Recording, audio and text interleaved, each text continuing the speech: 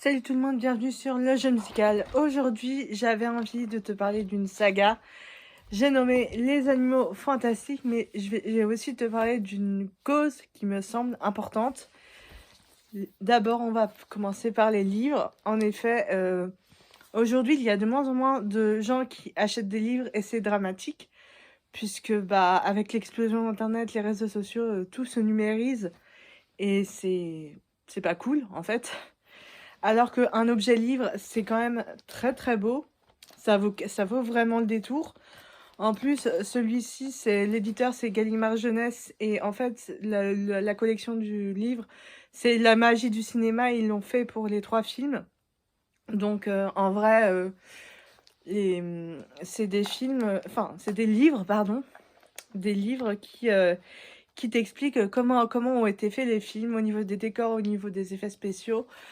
D'où vient l'inspiration pour les animaux, les nouvelles créatures, les nouveaux personnages aussi, enfin tout ce qui se passe. En plus, il y a des petits détails à l'intérieur du livre. C'est un peu comme comme un livre pop-up et comme les éditions Minalima qui sont des objets livres magnifiques.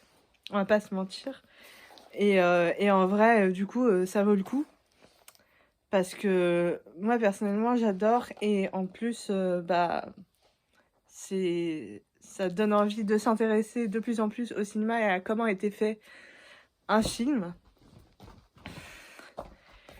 J'ai aussi, J.K. Rowling a aussi sorti le soi-disant guide écrit par Norbert Dragonovic et Habitat des animaux fantastiques. Donc ça aussi, c'est chouette et c'est une occasion en plus d'acheter le livre et de le tenir dans ses mains.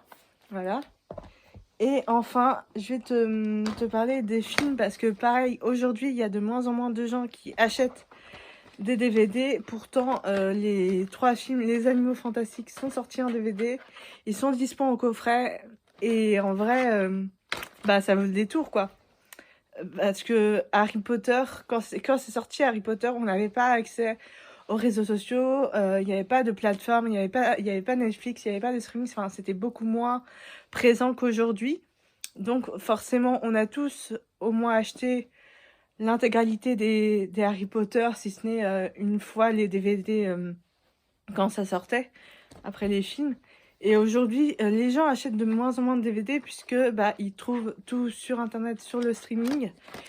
Et il y a Netflix, mais Netflix, le problème, c'est que ça tue petit à petit le cinéma, comme toutes les autres plateformes. Et c'est dommage, c'est très triste.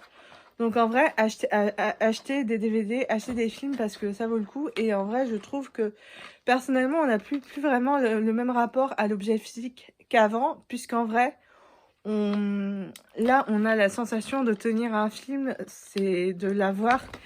Alors que, et en fait, c'est un peu magique, comme on dit. Alors qu'aujourd'hui, tout le monde va sur Netflix, tout le monde a droit, enfin, tout le monde veut avoir l'exclusivité et du coup, les gens achètent beaucoup moins de DVD, regardent beaucoup moins de films. Et c'est dommage en vrai parce que vraiment, ça vaut le détour et ça vaut le coup. En plus, Les Animaux Fantastiques, c'est une saga que j'aime énormément, que j'adore et que je préfère largement à Harry Potter. Et c'est bien dommage d'ailleurs parce que Harry Potter, il y a une plus grosse communauté de fans. Il y a même des influenceurs spécialisés Harry Potter qui proposent des produits autour de cette licence. Mais je trouve que Les Animaux Fantastiques, ça vaut le coup et c'est tout aussi cool.